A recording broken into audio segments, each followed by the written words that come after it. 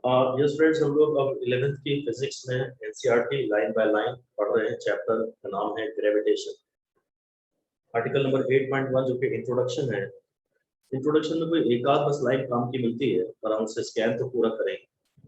काम की तो नहीं, इंट्रोडक्शन दोबारा पढ़ने लायक तो नहीं है, पर एक लाइन कुछ मिल जाती है और पेपर में आ जाती है, वही एक छोटी सी लाइन तो पूरा गेम चेंज कर जाती है। तो उसी को ढूंढ रहे हैं। कहते हैं early in our lives we become aware of the tendency of all material objects to be attracted towards the earth. हम जानते हैं कि हर चीज अर्थ की तरफ ही टपकती है। Anything thrown up falls down towards the earth.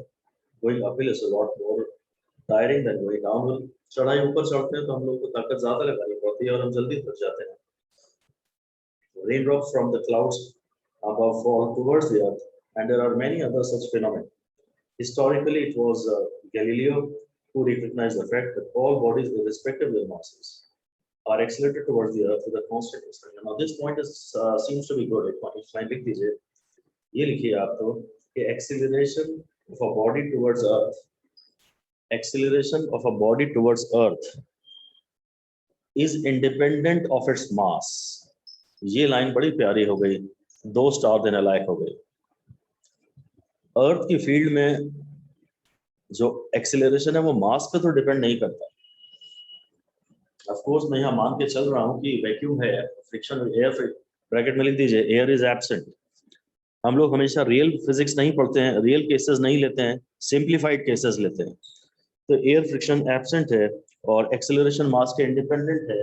हम समझते हैं कि अर्थ के आसपास अगर कोई भी ऑब्जेक्ट है, उसको जो फोर्स लगेगा वो mg होगा, और आप नेट फोर्स को na से इक्वेट कर देंगे, इसलिए a की वैल्यू g हो जाएगी। जिस फोर्स से अर्थ किसी बॉडी को अपने सेंटर की तरफ अट्रैक्ट करेगा, वो फोर्स तो मास पे डिपेंड करेगा, पर एक्सेलरेशन मास पे डिपेंड नहीं करेगा। हमें इसके रीजंस नहीं चाहिए, वो आप चाहें तो और फर्दर लिख सकते हैं कि force with which a body is attracted by earth, force with which a body is attracted by earth depends on the mass of the body.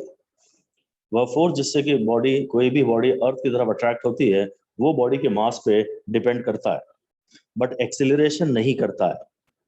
A is proportional to, ऐसा हम कहते हैं कि A is proportional to m to the power 0, मास के independent है ना। A is proportional to n to the power 0, mass के independent है, and anything to the power 0 is 1. तो acceleration mass पे depend नहीं करता।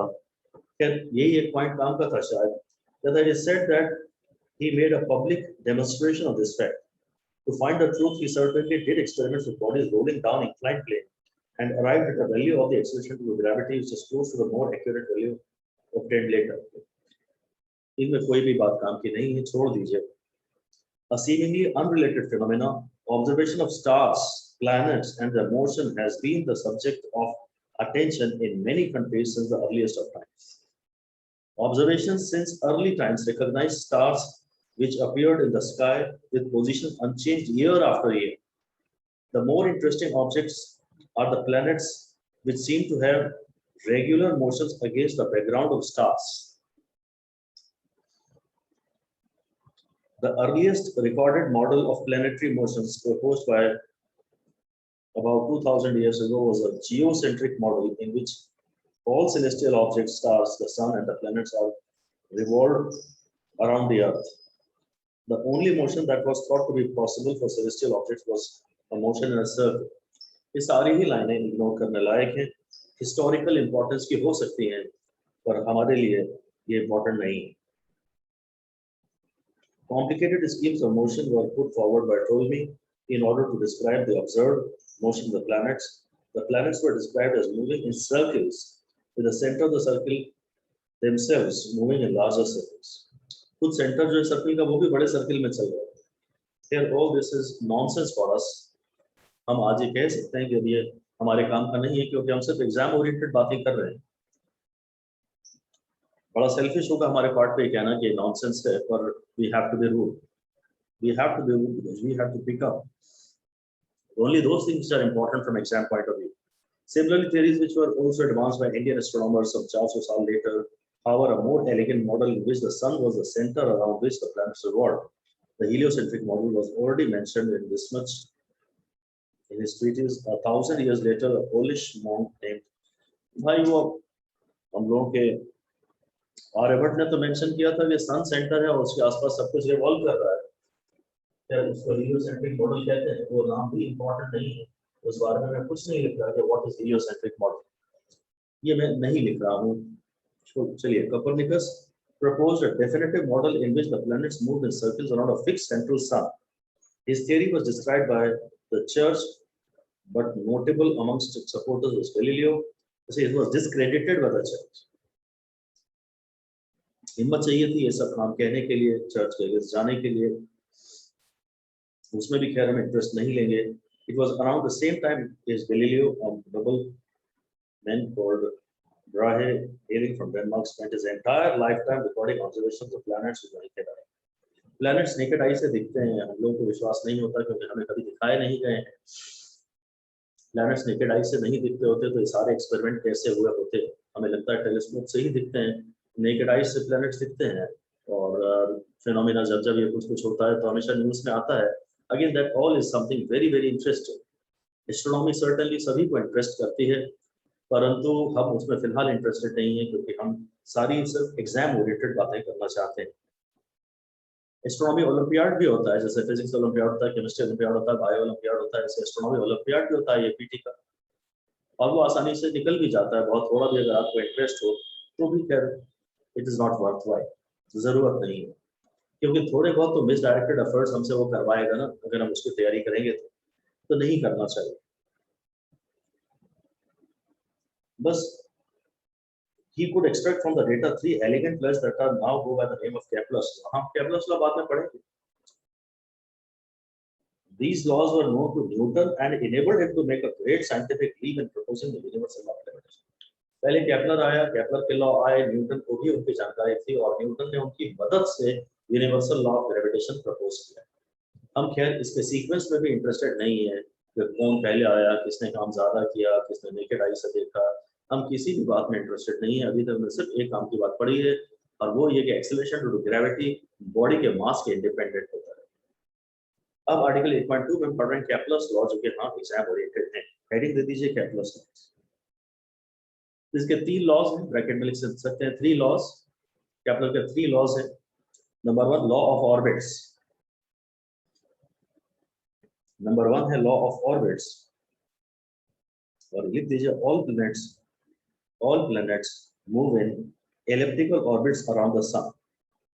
All planets move in elliptical orbits around the sun, with sun situated at one of the focus, with sun situated at one of the focus of the ellipse. जैसे circle होता है ऐसे ही थोड़ा सा distorted circle को ellipse कहते हैं। Oval shape जैसा कि अंडा होता है, एग, उसको एलिप्टिकल कहते हैं। उसका कोई फोकस वगैरह कोई मैथमेटिकल टर्म होता है, हम उसमें इंटरेस्टेड नहीं है। तो all planets move in elliptical orbits with sun situated at one of the focus. देखते हैं इसने 8.1 ए में कुछ काम का फिगर 8.1 ए के नीचे कुछ काम का कहा है। An ellipse traced out by a planet revolve around the sun, the closest point is P and the farthest point is A. हाँ, ये मैं डायग्राम में लिखवा दूंगा, जो क्लोजेस्ट पॉइंट को क्या कहते हैं और फारदेस्ट पॉइंट को क्या कहते हैं, ये नाम थोड़ा बहुत पता होना चाहिए। सेमी मेजर एक्सिस और सेमी माइनर एक्सेस भी थोड़ा थोड़ा हमें समझ में आना चाहिए। एलिप्स को हल्का फुल्का बना तो लेते हैं, ये अंडाकार बना देते हैं, ये सन दिखा देते हैं। ये सन है, ये प्लैनेट का ऑर्बिट है, ये ऑर्बिट ऑफ प्लैनेट है जो कि इलिप्टिकल है। ये जो पॉइंट है, ये क्लोजेस्ट पॉइंट, ये पी है, पी फॉर पास, इसका नाम है पेरिहीलियम, और ये अवे है, अवे एपीहीलियम। ये नाम जानना आवश्यक तो नहीं है, तो याद हो सकते हैं। ऑर्बिट का वह पॉइंट है, प्लैनेट जब सन के क्लोजेस्ट होता है तो हम बोलते हैं वो पेरिहेलियन पे है, और जब प्लैनेट सन से फारदेस्ट होता है तो हम बोलते हैं वो अपने ऑर्बिट के एपीहीलियन पे है। ये दोनों ही नाम इंपॉर्टेंट नहीं है। क्या पेरिहेलियन है, क्या एपीहीलियन है, मुझे नहीं लगता कि डायरेक्टली इनडायरेक्टली ये कभी आपको न्यूमेरिकल में किसी क्वेश्चन में जरूरत पड़ेगी। सेफ चलने के लिए पता है तो अच्छा है, कोई बुराई नहीं है, but then there is no end to such things कि यार कर ही लो, कोई बुराई नहीं, ये से देयर इज नो एंड। ये जो पूरा डिस्टेंस है इसका नाम है 2b, इतना डिस्टेंस का नाम है b। b को हम लोग बोलते हैं सेमी माइनर एक्सिस, और ये जो पूरा डिस्टेंस है इसका नाम है 2a, और इसका जो आधा है ये a है, a को बोलते हैं सेमी मेजर एक्सिस। बी और ए के बारे में थोड़ी बहुत जानकारियां अगर हो तो ठीक है, इन पर कोई बहुत जैसे न्यूमेरिकल नहीं बनते हैं, ये डिस्कशन का कोर मैटर नहीं है। कोर मैटर तो ये है कि ऑर्बिट प्लैनेट का एलिप्टिकल होता है, एलिप्स को आप अंडरलाइन कर रहे हैं और उस पर 2 स्टार दे दें। जो प्लैनेट का ऑर्बिट होता है सन के अराउंड वो एलिप्टिकल होता है, सन फोकस पे होता है, सन एकदम यहाँ पर ज्योमेट्रिकल सेंटर पे नहीं होता है। छोटा वाला सेमी माइनर कहलाता है, बड़ा वाला सेमी मेजर कहलाता है। बस सेमी मतलब आधा, ये आधा है और ये पूरा है, ये आधा है और ये पूरा है। इलिप्स बनाने का तरीका उसने समझाया है 8.1 बी में, ड्राइंग एन इलिप्स, वो मैं नहीं डिस्कस कर रहा हूँ, छोड़ दीजिए। इलिप्स कैसे बनाया जाता है उसे छोड़ दीजिए। The law was a deviation from the Copernicus model which allowed only circular orbits. पहले ये माने जाते थे कि सर्कुलर ऑर्बिट्स हैं, पर फिर ये बताया गया कि नहीं, ये थोड़े से ऑर्बिट्स जो है हल्के से टिल्टेड है, एलिप्टिकल ऑर्बिट्स, और हम तो एलिप्टिकल ऑर्बिट्स की ही केवल बात करेंगे। हमारे हिसाब से प्लैनेट्स जो आज एक्सेप्टेड थ्योरी है केवल हमें उसी से मतलब है that the ellipse of which the circle is a special case is a closed curve which can be drawn very simply as follows। तो ये इसने एलिप्स को बनाने का तरीका बनाया है, ये हम छोड़ रहे हैं, बस ये आप लिख दीजिए, इतना सा ब्रैकेट में लिख दीजिए कि ellipse is a special case of a circle, नहीं obvious circle is a special case of ellipse. Circle जो है वो एलिप्स का स्पेशल केस है when a is equal to b। बहुत ही थोड़ा सा एलिप्टिकल इसमें फील आता है, ऑलमोस्ट सर्कुलर ही है प्लैनेट का ऑर्बिट, बहुत ही थोड़ी सी एलिप्टिसिटी आती है इसमें, उसे मोस्ट ऑफ द पर्पसेस के लिए इग्नोर भी कर दिया करेंगे हम बाद में, और एग्जैक्ट सच्चाई तो यही है कि ये इनके ऑर्बिट एलिप्टिकल होते हैं। इलिप्स और सर्किल में ज्यादा फर्क नहीं है, ए और बी अगर बराबर हो जाएं तो इसे सर्किल कहा जाता है। तो इस फर्स्ट लॉ में कुछ भी खास ऐसा इंपॉर्टेंट नहीं था, कम से कम मैथमेटिक्स तो नहीं थी, थियोरी थी कि वो था भाई पाथ इलेप्टिकल है, सर्कुलर नहीं है। वो लाइन भी लिख दीजिए कि for simplicity we may assume, हम अज्यूम कर सकते हैं the path of a planet to be circular. सवाल अगर हमें कहीं हिंट देगा तो हम उसे सर्कुलर मान ही लिया करेंगे, ज्यादातर तो हम इसे मान ही लिया करेंगे। For simplicity, we may assume the path of a planet around the sun to be circular। है तो एलिप्टिकल, और सिंप्लिसिटी तो हमें देखना ही पड़ेगा क्योंकि हम लोग इतने सारे चैप्टर पढ़ रहे हैं, किसी आदमी की लाइफ टाइम बेचारे के केवल स्टार्स के मोशन को ऑब्जर्व करने में ही निकल गई, और हम तो 1 साल 2 साल में पता नहीं फिजिक्स का क्या क्या पढ़ लेते हैं। हजारों हजारों साल में जो रिसर्च हुई है वो आप 1-2 साल में पढ़ लेते हो, तो आप सिर्फ अप्रोक्सीमेट साइंस ही पढ़ सकते हो, ये बात आपको समझ में आनी चाहिए। और हम कह रहे हैं थियरी में इंटरेस्टेड नहीं है। अब नंबर 2 लिख दीजिए, लॉ ऑफ एरियाज। इसमें शायद कुछ मैथमेटिक्स बताई जाए, डायरेक्टली तो मैथमेटिक्स नहीं है, फिर भी लॉ ऑफ एरियाज ज्यादा इंपॉर्टेंट है। कोई इंपॉर्टेंट पॉइंट आएगा तो वहां हम स्टार देख लेंगे, कुछ स्टार लगा लेंगे। लॉ ऑफ एरियाज अच्छा इंपॉर्टेंट है, पहले तो इतना ही लिख दीजिए इंपॉर्टेंट। ये एलिप्स है, ये ऐसा है, और ये सन है,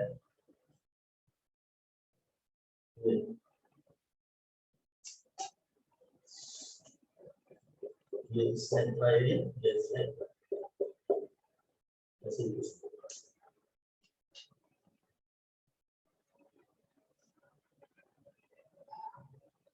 बस ये planet P for planet, P for planet, यहाँ उसकी यहाँ वेलोसिटी और उसकी यहाँ वेलोसिटी है, ऐसा कुछ वो दिखा रहा है। लॉ ऑफ एरियाज में अब आपके सामने पढ़ रहा हूँ, हाँ ये डेफिनेटली इंपॉर्टेंट है, फॉर्चुनेटली या अनफॉर्चुनेटली इसमें भी ज्यादा थियरी नहीं है, पर क्वेश्चन काफी आते हैं। लॉ ऑफ ऑर्बिट्स में ज्यादा क्वेश्चन नहीं आते हैं, लॉ ऑफ एरियाज में बहुत ही ज्यादा क्वेश्चन आते हैं। That the line that joins any planet to the sun sweeps equal intervals in equal interval of time. यही लाइन हम लिख लेते हैं, line joining sun to a planet sweeps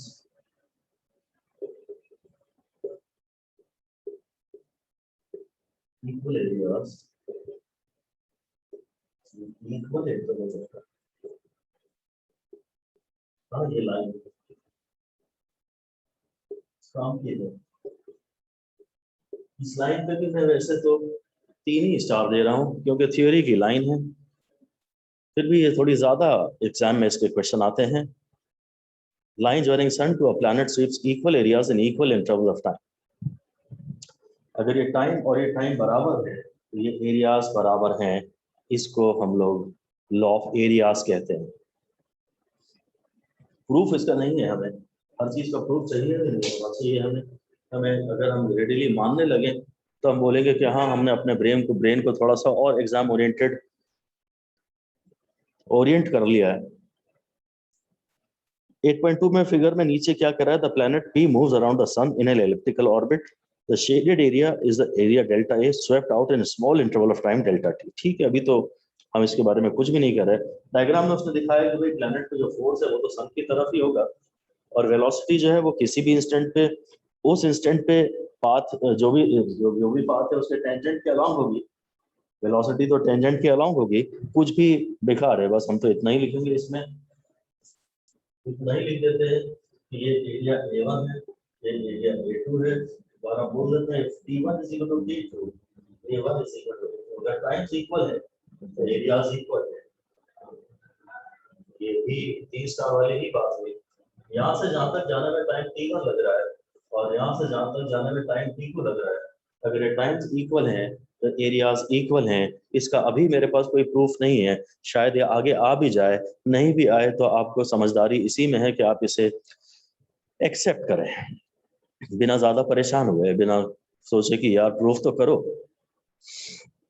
mathematical proof देने लगेंगे तो आप मेन चीज से डिविएट ही हो जाओगे। हर जगह मैथमेटिकल प्रूफ इतना इंपॉर्टेंट नहीं है, सिर्फ फैक्ट इंपॉर्टेंट है, और फैक्ट ये है कि भैया टाइम इक्वल है तो एरियाज जो इन्हें स्वीप किए हैं वो इक्वल है, बस। अगर टाइम्स इक्वल है तो areas equal,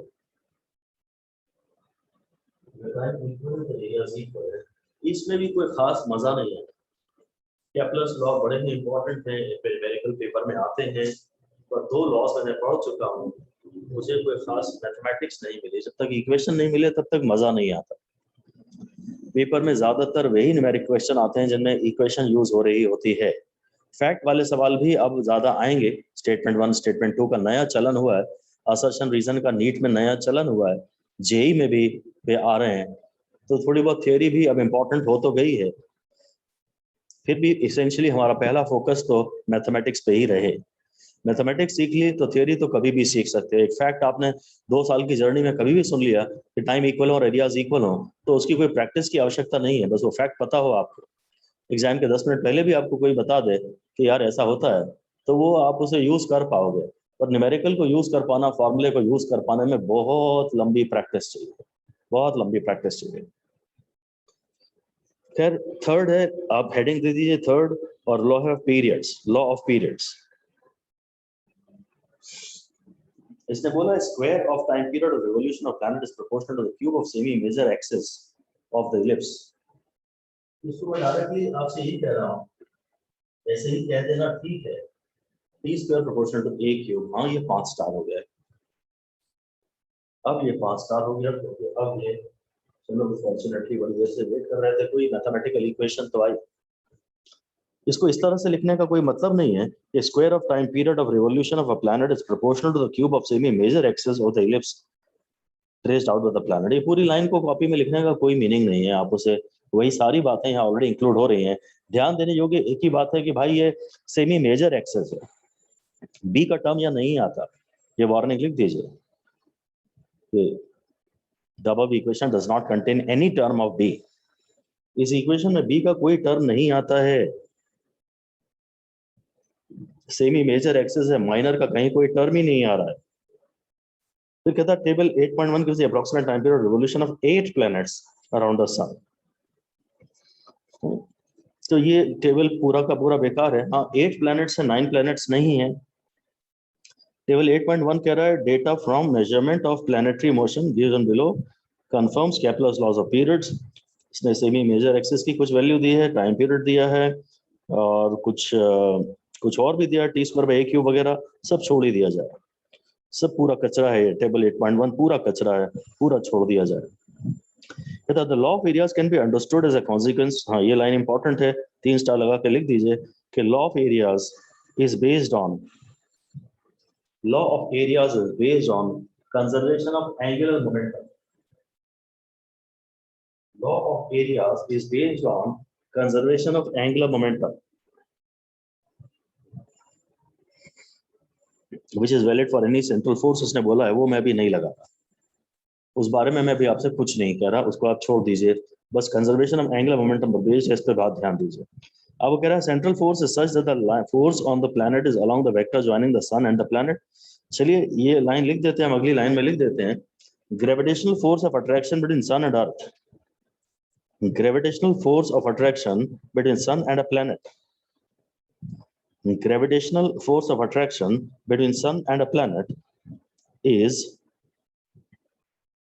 a central force.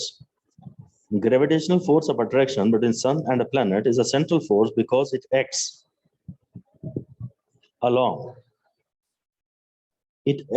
the vector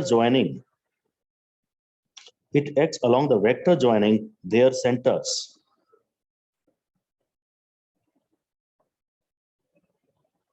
ये planet है और ये sun है और बस ये जो force है इनके बीच में, ये sun का सेंटर है, ये प्लैनेट का सेंटर है और उन्हें जो फोर्स है वो इनकी लाइन को ज्वाइन करने वाले इनके सेंटर को ज्वाइन करने वाली लाइन के अलोंग काम करता है, इसलिए हम इसे सेंट्रल फोर्स कह देते हैं. और हमने एक बार पढ़ाया तो था, वही दोबारा कह भी रहा होगा कि भाई प्लैनेट सन जब किसी प्लैनेट पे फोर्स लगाता है ना, तो वो फोर्स कोई टॉर्क नहीं लगा सकता. ये बात यहाँ लिख दीजिए, यही पूरा ही लिख दीजिए कि central force can not exert a torque. Central force कभी कोई टॉर्क नहीं लगा सकता. सन जो फोर्स लगा रहा है प्लैनेट पे, it is passing through the axis of rotation of the sun. ऐसे ऊपर से पूरा लिख दीजिए, हम बहुत पहले भी पढ़ चुके हैं. Line of action of force with sun and a planet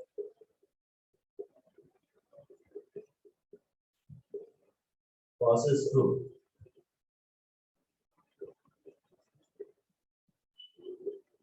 axis of rotation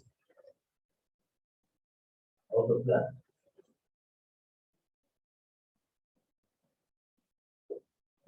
जिस परपेंडिकुलर डिस्टेंस की हम बात करते थे वो परपेंडिकुलर डिस्टेंस 0 है.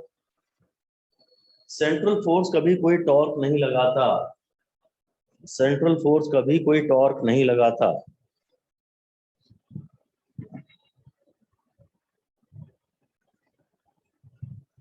सेंट्रल फोर्स कभी कोई टॉर्क नहीं लगाता.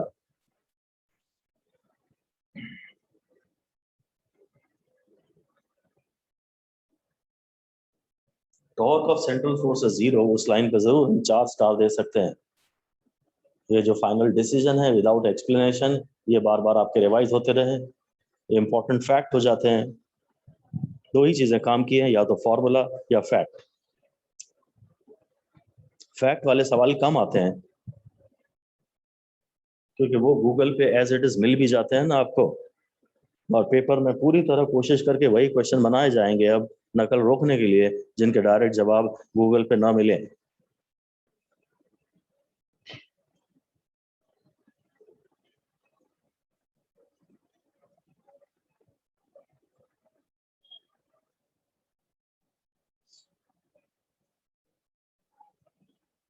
तो कह रहा है let the sun be at the origin and let the position and momentum of the planet be denoted by R and P respectively. then the area swept out of the planet of mass m in a time interval is given by ठीक है हम इसका derivation कर रहे हैं। पहले तो मैं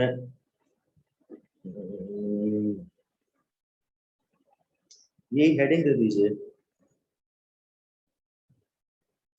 हेडिंग दे दीजिए areal velocity, AREAL, areal velocity.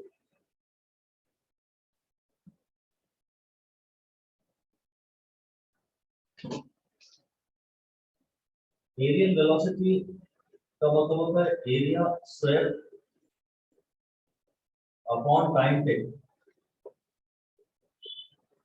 इतना एरिया स्क्वायर का, जिससे एंगुलर वेलोसिटी का होता है फॉर्मूला एंगल अपॉन टाइम, जैसे एरियल वेलोसिटी का फॉर्मूला होता है एरिया अपॉन टाइम। आपने इतना एरिया स्वीप किया और इतना करने में आपको कितना टाइम लगा, बस। तो कह रहा है यार तुम एक काम करो, अगर इसकी बात करो, इस वाले की बात करो, तो इसे अप्रोक्सीमेटली तुम एक रेक्टेंगल सॉरी ट्रायंगल मान सकते हो। तो यही वाला बनाओ, डायग्राम बना दो और बोल दो कि the figure can be approximated as a triangle. Derivation is of course not important. Derivation जो है वो बहुत important नहीं है। कहता है ये जो फिगर है आपके सामने, इसे आप अप्रोक्सीमेटली एक ट्रायंगल मान सकते हो। इसका एरिया कितना होगा, half into base into height. Area होगा half into base into height. जो बेस है वो अगर मैं इसको डिस्टेंस r कहूँ तो हाइट है वही ये वाला डिस्टेंस, इसको आप स्ट्रेट लाइन मान लीजिए। यहाँ वेलोसिटी v है, ये टाइम अगर डेल्टा t है, मान लीजिए यहाँ से यहाँ तक वेलोसिटी सेम रही है। बहुत ही छोटा टाइम इंटरवल ले रहे हैं, बहुत ही छोटा टाइम इंटरवल ले रहे हैं और उस दरमियान वेलोसिटी को कांस्टेंट माना जा सकता है। तो जो डिस्प्लेसमेंट है वो v डेल्टा t।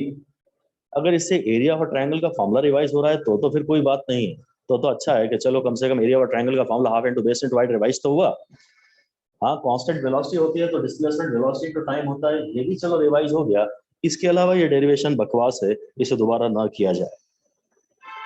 यदि मैं एरिया अपॉन टाइम ले लूं, एरिया अपॉन डेल्टा टी ले लूं, तो फॉर्मूला हो गया हाफ वी आर।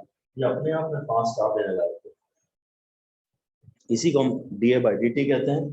ये डीए बाई डी टी है, change in area upon change in time. ये एरियल वेलोसिटी है और इसका एक फॉर्मूला है हाफ वी आर। इसका एक बढ़िया फॉर्मूला है हाफ वी आर, 5 स्टार दे दीजिए आप इसके। आपको ये रिजल्ट डायरेक्ट याद होना चाहिए इस पे, तो क्योंकि ये थोड़ा छुपा हुआ फॉर्मूला है, थोड़ा अनकॉमन है, इस पे न्यूमेरिकल आने की संभावना थोड़ी ज्यादा है। ये लोगों को इजीली याद नहीं आता। बहुत छोटा सा हमने कुछ डेरिवेशन किया पर हम इतना भी नहीं करेंगे।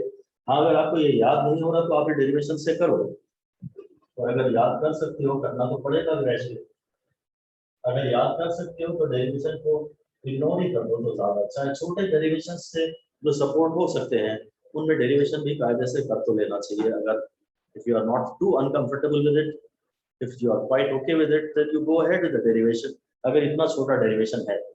अब भाई जो एरियल वेलोसिटी है इसका फॉर्मूला आ चुका है हाफ वी आर, जहाँ आर क्या है, प्लैनेट का सन से डिस्टेंस। इसको m से मल्टीप्लाई और डिवाइड कर दो, ये हो गया N V R by 2m, ये हो गया l बाई 2m। जो एरियल वेलोसिटी है इसका फॉर्मूला ये बाई dt का फॉर्मूला हाफ वी आर भी है और वो l बाई 2m भी है। अब ये फाइनल रिजल्ट आ गया, l एंगुलर मोमेंटम है। अब ये फाइनल रिजल्ट आ गया। अब इस पे हमें फाइनली इस पे खाली 5 स्टार देने चाहिए थे कायदे से, तो मुझे इसमें सब कुछ इंक्लूड हो गया। एमवीआर को एंगुलर मोमेंटम कहते हैं, अभी मैं उस बारे में दोबारा एक बार आपसे बात करूंगा। अगर उसने वेलोसिटी दे दिया हो तो ये फॉर्मूला आएगा, और अगर एंगुलर मोमेंटम और मास दे दिया हो तो ये वाला फॉर्मूला आएगा। अगर v और r दिया हो न्यूमेरिकल में तो हाफ वी आर। ये याद कर लेंगे तो आप इससे डिराइव कर ही लेंगे, कोई भी एक याद कर लेंगे तो आपसे दूसरा डिराइव तो कर ही लेंगे, पर ये दोनों आपको रेडीली याद होने चाहिए। तो जो एंगुलर मोमेंटम होता है ना, देखो वो होता है r क्रॉस t, तो होता है r into mv sin theta. अभी यहाँ पे तो शायद थीटा करीब करीब 90 डिग्री है, ये r है और ये v है। थीटा करीब करीब 90 डिग्री है, क्योंकि एलिप्स तो ऑलमोस्ट सर्किल ही है ये। यहाँ आर और बी में एंगल 90 डिग्री है, तो angular momentum M B R है। जैसा आप यहाँ समझा सकते हैं अपने आप को, अगर आपको समझाना है तो, कि angle between V and R, angle between V and R can be approximated to be 90 degree throughout. Elliptical है, बहुत थोड़ा सा एलिप्स जनरेट हो रहा है, इसेंशियली सर्कुलर ही माना जा सकता है। इसे कम से कम सर्कुलर मोशन हो तब तो एंगुलर मोमेंटम का फॉर्मूला mvr होता है। अगर सर्कुलर मोशन हो तो एंगुलर मोमेंटम का फॉर्मूला mvr होता है, क्योंकि वह थीटा हमेशा 90 डिग्री रहता है। तो थीटा की परवाह आप ना करें, आप आज से mvr को L बोलना शुरू कर दें। mvr sin थीटा, और डिटेल में जब सारी जानकारियां हो, जब आपके पास पर्याप्त जानकारी हो, तो आप r क्रॉस t कहिए या mvr sin थीटा कहिए। तो जब जानकारियों की कमी है, मतलब you will have to make simplifying assumptions. Whenever sufficient information is not given to you, you will have to make simplifying assumptions. बस ये हो गया। Where v is the velocity, L is the angular momentum equal to r cross p for a central force. This is directed along r. अच्छा, force is directed along r. L is a constant as the planet goes around. हाँ, फिर से अगली line में लिख दीजिए, ऐसा लिखिए अगली लाइन में कि torque acting on the planet due to the force of the sun is 0. Planet पे जो टॉर्क काम कर रही है, सन के फोर्स के कारण वो 0 है। तो प्लैनेट का डीएल 0 है, यानी डेल्टा एल 0 है, यानी L final minus L initial 0 है। ये इसका एंगुलर मोमेंटम कांस्टेंट बना है। प्लैनेट जब सन के आसपास घूम रहा है, तो सन जो प्लैनेट पे फोर्स लगा रहा है, वो लगातार एक सेंट्रल फोर्स है, और सेंट्रल फोर्स कभी टॉर्क नहीं लगा था, इसलिए प्लैनेट का एंगुलर मोमेंटम कंजर्व है। अब चूंकि आप dA/dt का फॉर्मूला L/2m क्या है, और L कांस्टेंट है, और प्लैनेट का मास भी कांस्टेंट है। एक पर्टिकुलर एक गिवन प्लैनेट का मास भी कांस्टेंट है, उसका L भी कांस्टेंट है। इसलिए हम ये फाइनल फैसला लेना चाहते हैं कि aerial velocity of a planet is constant. ये फाइनल फैसला दोबारा 5 स्टार में अब इस पे दे रहा हूं, क्योंकि मैंने अब इसे मैथमेटिक्स से सपोर्ट किया है। Areal velocity of a planet moving around the sun, aerial velocity of a planet moving around the sun in elliptical oblique circular orbit.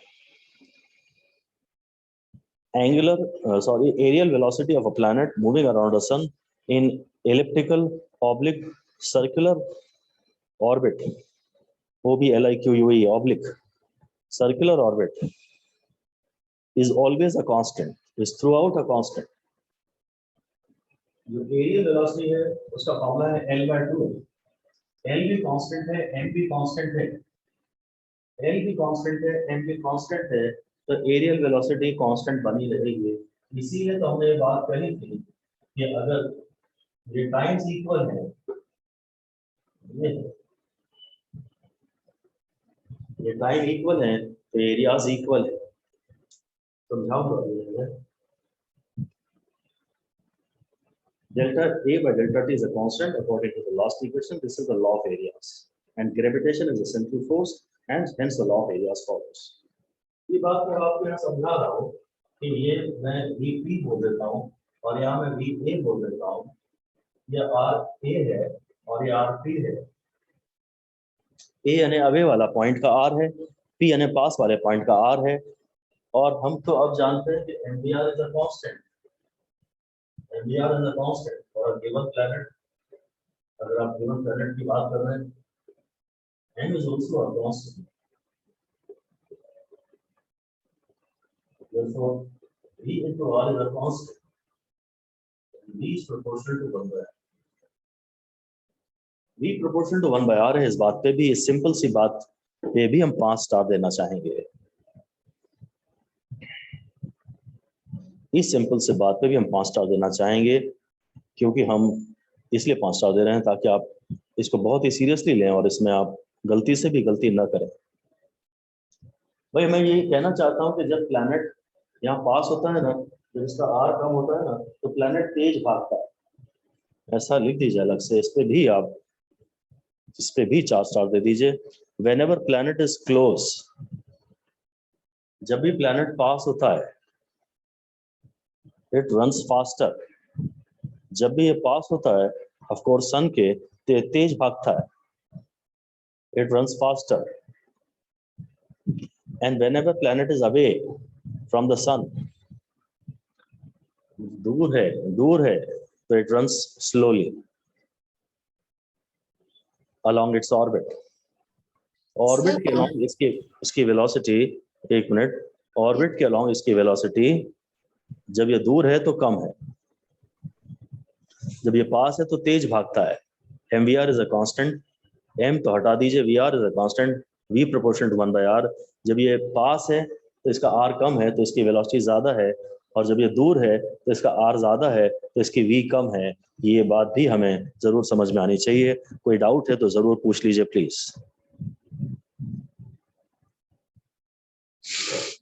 Yes sir. पर एरियल वेलोसिटी तो सर एक कांस्टेंट होती है ना, तो सर अभी अब ये जो v है ये एरियल वेलोसिटी नहीं है। एरियल वेलोसिटी तो d/dt होती है, ये भी एरियल वेलोसिटी नहीं है, ये तो लीनियर वेलोसिटी है अलोंग द ऑर्बिट।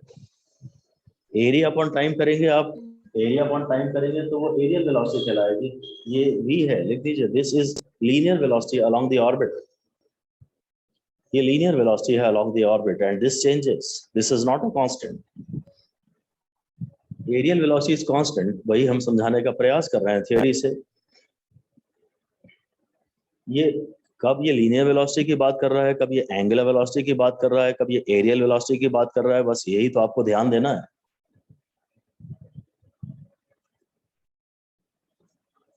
जब ये पास होता है ना तो ये तेज भागता है। पहले तो मैं जरा ये याद करा दूं आपको, फिर आगे बात करूंगा। जब ये पास होता है तो तेज भागता है, क्योंकि ऐसा मान लीजिए कि प्लैनेट और सन पकड़म पकड़ाई का खेल खेल रहे हैं। तो जो पास हो गया ये दाम दे रहा है, सन दाम दे रहा है, और प्लैनेट भाग रहा है चिढ़ाते हुए इसको।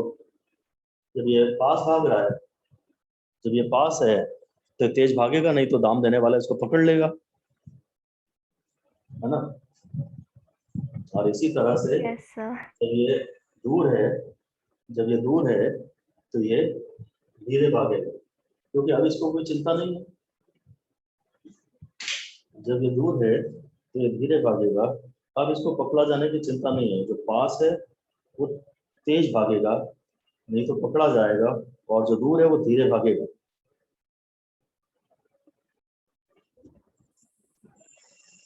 तो प्लैनेट जब प्लैनेट पे mvr कांस्टेंट है तो v प्रोपोर्शनल टू 1/r है।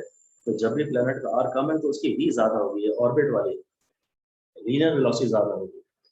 अगर हम इसको एंगल की बात करें तो सेम ये टाइम है, ये t1 है और ये t2 है, एरिया सेम है, एरियल वेलोसिटी सेम है, v प्रोपोर्शनल टू 1/r है। अगर ये एंगल की बात करूं मैं, थीटा एंगल अपॉन टाइम, तो यहाँ जो अगर एंगुलर वेलोसिटी की बात करूं तो ओमेगा भी, यहाँ पे इसने ज्यादा एंगल स्वीप किया ना, तो ओमेगा इज मोर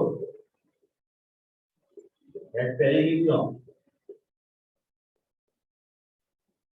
तीन वेलोसिटी की बात हो सकती है, एक लीनियर वेलोसिटी, एक एरियल वेलोसिटी और एक एंगुलर वेलोसिटी। तो v के बारे में भी हम मोर बोलते हैं, ओमेगा मोर बोलते हैं, और ये सेम बोलते हैं। ये भी मोर है क्लोज पॉइंट, जो क्लोजर पॉइंट है उसके लिए भी ज्यादा है, ओमेगा मोर है।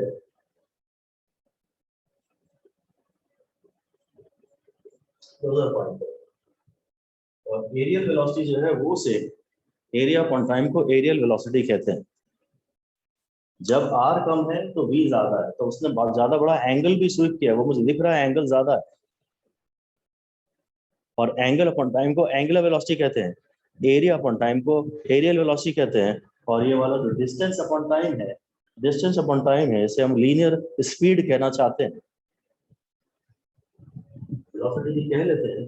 बस इसमें मैं आपको आखिरी एग्जांपल 8.1 और करा रहा हूँ that let the speed of the planet at the perihelion p, उसकी वैल्यू मान लेते हैं vp है, and sun planet distance sp, वहां पे है rp.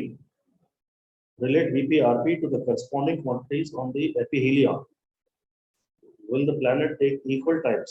ये वही सब मैंने आपको पढ़ाया है, सेम चीज आपको पढ़ाई है. The MVR is a constant.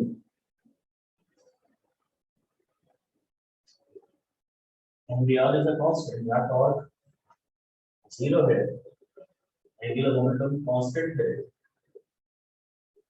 MVR constant है, तो n को छोड़ो, VA RA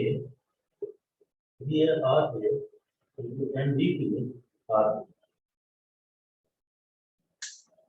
Torque is a constant, L is a constant, MVR is a constant. और फिर वही सब दिखा रहा है, मास ऑफ द प्लैनेट तो दोनों साइड से वो कैंसिल कर देगा. सेम प्लैनेट की बात कर रहा है, मास ऑफ द प्लैनेट वो दोनों साइड से कैंसिल कर देगा. VP by VA is equal to RA by RP. वही सब कह रहा है, RA बड़ा है तो VP RA बड़ा है तो VP बड़ा है. बस वही है, the area SBAC bounded by the ellipse and the radius vector this much is larger than this much. From Kepler's second law, equal areas are swept in equal times, as the planet will take a longer time to traverse BAC. अगर ये areas बराबर है,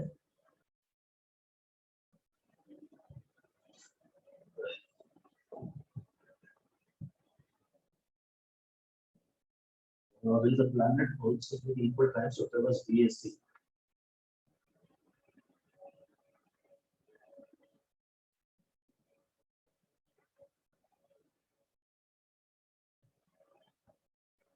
The planet will equal times to traverse BAC and CPB. The area SBAC often bounded by the ellipse. अगर वो area की बात कर रहा है, वो एस जो मान लीजिए ये है, अगर वो कह रहा है, मतलब अपन तो डायरेक्ट बोलते हैं कि dA by dt तो कांस्टेंट है, तो dA is proportional to dt. अक्सर तो वो यही पूछता है कि एरियल वेलोसिटी कैसी है. अब वो कह रहा है कोई एरिया सपोज क्वेश्चन में ज्यादा दे देगा, मुझे थोड़ा क्लियर तो नहीं दिख रहा, पर मान लीजिए आपको एक नया क्वेश्चन बोल रहा हूँ, तो बोल रहा हूँ ये A1 है और ये A2 है, और मैं बोल रहा हूँ कि A1 is greater than A2. ऐसा मैंने आपको दे दिया given.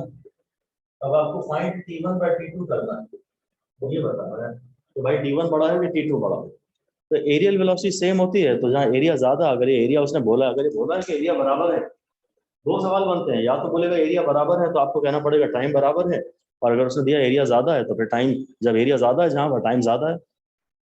dA by dt same है, तो जहाँ का एरिया ज्यादा है वहाँ टाइम ज्यादा है. दो सवाल आपसे पूछे जाएंगे. ज्यादातर तो हमें यही सवाल देखने की आदत है कि अगर एरिया सेम है तो टाइम बताइए.